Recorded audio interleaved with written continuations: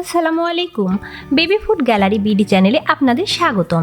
আশা করি সবাই খুব ভালো আছেন। আজ আমি আপনাদের সাথে শেয়ার করব এক ডিম ও পাউরুটি দিয়ে দারুণ মজার caramel pudding recipe.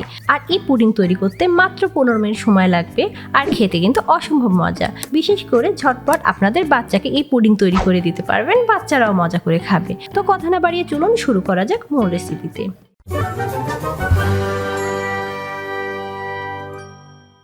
Caramel pudding তৈরি করার জন্য ফার্স্টে আমি ক্যারামেল তৈরি করে নেব। এর জন্য চুলায় আমি একটি প্যান বসিয়ে দিয়েছি, আর প্যানের মধ্যে অ্যাড করে দেব 3 টেবিল চামচ চিনি, অ্যাড করে দেব 1 টেবিল চামচ পানি। এখন আমি চুলার হিটটা অন করে দেব এবং মিডিয়াম হিটে ক্যারামেল তৈরি করে নেব। আমি চিনি না গলা পর্যন্ত কিন্তু চিনি নাড়াচাড়া করব না। চিনি গলে যাওয়ার পরে আমি হাতলের সাহায্যে নাড়াচাড়া করব। চিনি গলে গিয়েছে, এখন আমি চিনি সিরাপটা একটু আলতো হাতে নাড়াচাড়া করে দেব এবং অপেক্ষা করব কালার আসা পর্যন্ত। কালার চলে আসলে কিন্তু চিনিটা অনবরত নাড়াচাড়া করে দিতে হবে। মোটামুটি 1 মিনিট পরে ক্যারামেলে দেখুন সাইড থেকে কালার আসতে শুরু করেছে। এখন আমি এইভাবে সমানভাবে নেড়ে চেড়ে দেবো যেন চারে সাইডে ক্যারামেলের কালারটা চলে আসে। ক্যারামেলের কালার পুরোপুরি চলে আসতে শুরু করেছে। এই পর্যায়ে আমি চুলার হিটটা অফ করে দেব, না হলে কিন্তু কালারটা ঘন হয়ে যাবে এবং বন্ধ চুলাতে আমি অপেক্ষা করব আরও কিছুক্ষণ। এখানে আমার ইলেকট্রিক চুলায় হিট আরও ওঠে, সেই জন্য কিন্তু বন্ধ করে দিয়েছি। আপনাদের গ্যাসের চুলা হলে হিটটা একটু লো করে দেবেন। ক্যারামেলে কিন্তু গাঢ় কালার করা যাবে না, এক্ষেত্রে কিন্তু ক্যারামেলটা তিতো হয়ে যাবে। ক্যারামেলের কালার কিন্তু পারফেক্ট চলে এসেছে। এই পর্যায়ে আমি যে বাটিতে পুডিংটা সেট করব সেই বাটিতে ক্যারামেল ঢেলে নেব। আমি ক্যারামেল বাটিতে ঢেলে নিয়েছি এবং বাটির চারের সাইডে এইভাবে ঘুরিয়ে ক্যারামেলটা লাগিয়ে দিচ্ছি। এখন আমি বাটিটি এক সাইডে রেখে দেব। এখানে আমি 2টি স্লাইস স্যান্ডউইচ ব্রেড নিয়ে নিয়েছি। এখন আমি এই ব্রেডের সাইডগুলো কেটে নেব। আমি ব্রেড থেকে সাইডগুলো কেটে নিয়েছি, এখন টুকরা করে কেটে নেব। আমি ব্রেডগুলো টুকরো করে কেটে নিয়েছি, এখন একটি ব্লেন্ডারের জারে উঠিয়ে নেব। আমি ব্রেডের টুকরোগুলো ব্লেন্ডারের জারে দিয়ে দিলাম, আর সঙ্গে দিয়ে দেব 3 টেবিল চামচ চিনি। এখন পাউরুটি এবং চিনি মিহি করে ব্লেন্ড করে নেব। আমি পাউরুটি এবং চিনি ব্লেন্ড করে নিয়েছি। দেখতেই পাচ্ছেন পাউরুটি একদম ব্লেন্ড হয়ে গিয়েছে, আর চিনি দেওয়ার কারণে কিন্তু একটু ভেজা ভেজা ভাব চলে এসেছে। এই পর্যায়ে অ্যাড করে দেব 1 কাপ তরল দুধ। আমি কিন্তু এইখানে কোনো বাটির ঝামেলা করছি না, একবারে আমি সমস্ত উপকরণ কিন্তু ব্লেন্ডারে ব্লেন্ড করে দেব। ভেঙে দেব একটি ডিম। ডিম যদি আপনাদের ফ্রিজে থেকে থাকে তাহলে অবশ্যই আধা ঘন্টা আগে বের করে রুম টেম্পারেচার করে নেবেন। দিয়ে দেবো কয়েক ফোঁটা ভ্যানিলা এসেন্স। এখন সমস্ত উপকরণ পুনরায় আমি আবার ব্লেন্ড করে নেব। আমি সমস্ত উপকরণ 30 সেকেন্ডের মতো ব্লেন্ড করে নিয়েছি। খুব বেশি ব্লেন্ড করার দরকার নেই, জাস্ট শুধু 30 সেকেন্ডের মতো ব্লেন্ড করে নিলে হবে। সমস্ত উপকরণ খুব ভালোভাবে ব্লেন্ড হয়ে গিয়েছে। এখন আমি ক্যারামেল সেট করে রেখেছি যে বাটিতে, সেই বাটিতে পুডিংয়ের মিশ্রণ আমি ঢেলে নেব। ক্যারামেল খুব ভালোভাবে সেট হয়ে গিয়েছে, দেখতে পাচ্ছেন আঙুলে লাগছে না। এই পর্যায়ে একটি ছাঁকনির সাহায্যে আমি ঢেলে দেব, তাহলে কিন্তু পুডিং অনেক বেশি স্মুথ হবে। সমস্ত উপকরণ আমি খুব ভালোভাবে ছেঁকে নিয়েছি। যেহেতু পাউরুটি দেওয়া আছে সেহেতু কিন্তু একটু মিশ্রণটা ঘন, সেই জন্য একটি চামচের সাহায্যে কিন্তু এইভাবে ঘষে ঘষে ছেঁকে নেবেন। আর আপনাদের বাসায় যাদের এরকম মোটা ছাঁকনি নেই তারা কিন্তু নর্মালি না ছেঁকেও পুডিংটা তৈরি করতে পারেন, তাতেও কিন্তু কোনো সমস্যা নেই। এই ছাঁকাছাঁকি কাজটা কিন্তু আপনাদের চিকন পাশের ছাঁকনি দিয়ে কিন্তু হবে না।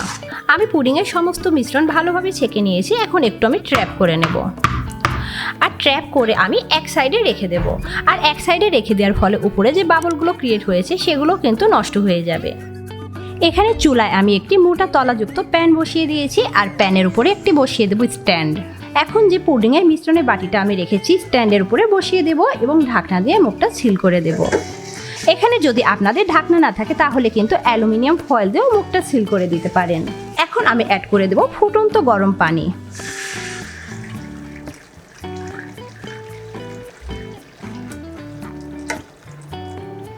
আমি স্ট্যান্ডটা কভার হওয়া পর্যন্ত ফুটন্ত গরম পানি দিয়ে দিলাম। এবার আমি ঢাকনা দিয়ে ঢেকে দিলাম এবং ঢাকনার যে ছিদ্রটা আছে সেটা কিন্তু আমি কাগজের সাহায্যে বন্ধ করে দিয়েছি। এখন আমি হাই হিটে অপেক্ষা করব পানিতে বলক আসা পর্যন্ত। আর পানিতে বলক চলে আসলে আমি 12 থেকে 15 মিনিট লো হিটে পুডিংটা রান্না করে নেব। ফিরে এসেছি 15 মিনিট পরে। এখন আমি পুডিংটা একটু চেক করে নেব। পাত্রের ঢাকনা কিন্তু অনেক গরম, সাবধানে আপনারা খুলবেন। পুডিংটা দেখুন একদম সেট হয়ে গিয়েছে। আর পুডিংটা পারফেক্টভাবে হয়েছে আপনারা কিভাবে বুঝবেন? পুডিংটা কিন্তু পুরোপুরি একদম হার্ড করা যাবে না, তাহলে কিন্তু পুডিংটা খেতে মজা লাগবে না। দেখতেই পাচ্ছেন আমি নাড়াচাড়া করছি, সাইডে একদম জমে গেছে, মাঝখানে একটু হালকা দুলছে। এই পর্যায়ে আমি কিন্তু চুলার হিটটা বন্ধ করে দেব এবং ঢাকনা দিয়ে এই পানির মধ্যে পুডিংটা আরও 5 মিনিট রেখে দেব। কিন্তু এই 5 মিনিট কিন্তু চুলার হিটটা বন্ধ থাকবে।